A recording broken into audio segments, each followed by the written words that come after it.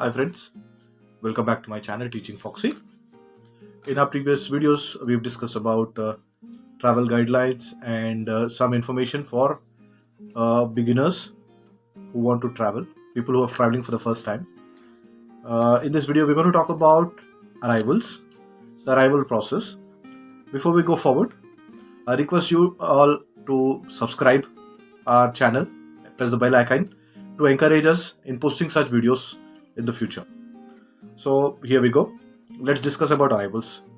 In airline terminology, if we have to explain arrivals for a beginner, arrival is the area where after the aircraft lands, all the passengers deplane and get down from the airplane either through the aero bridge or through the coaches which are provided.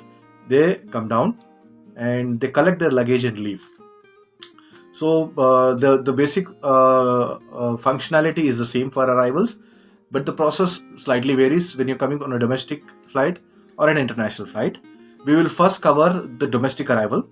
In a domestic arrival, if a passenger airplane arrives in a particular city, it either comes onto an open bay or it is parked onto an bay which has an aero bridge. So when it comes onto an open bay, there is a passenger coach, a bus, which comes, picks up all the passengers from the aircraft, leaves them close to the arrival hall.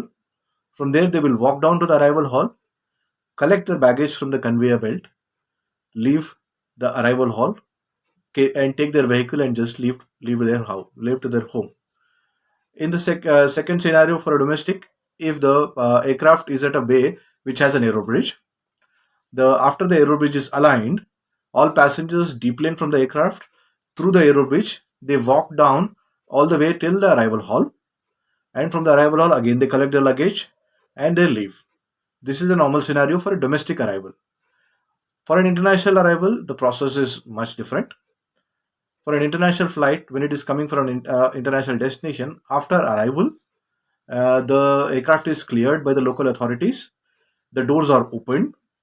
Likewise, if it is parked on an open bay or a bay which has an aero bridge, passengers deplane from the aircraft. While they deplane, initially they pass through the health department. The health department has their officials and their infrastructure set. They do random screening of arrival passengers and check if anybody has any illnesses or are they carrying any kind of contagious diseases. And in the scenarios where there are pandemics like SARS, MERS, and COVID, there are certain other guidelines which the local authorities follow. So once the passengers clears the health department area, they come towards the immigration point. At the immigration point, all passengers, international passengers, queue up, stand in their respective queues based on their category. There are separate queues for diplomatic passengers and VVIPs, and there are separate queues for regular passengers. So people stand in the respective queues, report to the immigration officials, wherein the immigration officials check the passport of the arriving passenger, verify the visa, check the boarding pass, check the passenger identity physically, and later they stamp the passport with the arrival stamp of the arrival city. After the immigration is done, there is a certain immigration form which the passenger had filled before deplaning the aircraft. The major portion of the form is left at the immigration counter, and a token of that form is given to the arriving passenger. So the passenger carries this token and the passport along with the boarding card towards the arrival area. So in the arrival area for international passenger also has the customs area as well. After the passenger arrives in the baggage area where they collect the baggage, customs official randomly check the baggage of the passengers whom they want to verify the contents, and if the contents of the baggage are considered to have any kind of custom notifiable articles, passenger is liable for customs duty levied as per the government norms. After the customs is cleared, passenger is having access to the duty free. Most of the airports in India have duty free access.